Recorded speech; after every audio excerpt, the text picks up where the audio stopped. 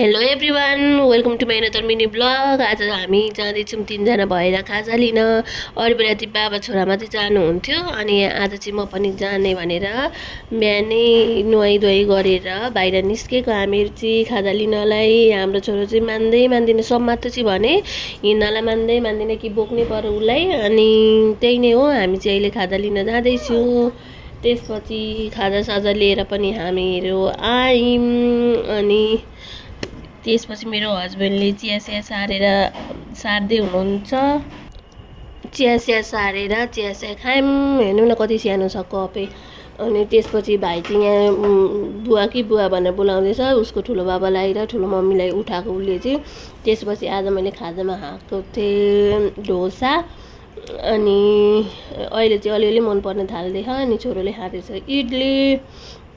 त्यसपछि मेरो माम खाने बेला भयो। आजको माम चाहिँ यो हो मेरो। अनि माम खाँदैछु म चाहिँ एक्लै। अहिले चाहिँ छोरो सुतेको छ नि त, अनि ऊ उठ्नुभन्दा अगाडि नै खान्छु म चाहिँ माम बिहानको। अहिले चाहिँ छोरोलाई पनि माम खुवाउने बेला भयो, ऊ उठ्यो अनि माम खुवाइदिँदैछु म चाहिँ मेरो छोरोलाई। माम गाडीमा चढाएर कुदाउँदै उसलाई ल्याउँदै खुवाउनु पर्छ माम चाहिँ। अनि घरि कसरी खुवाउनुपर्छ।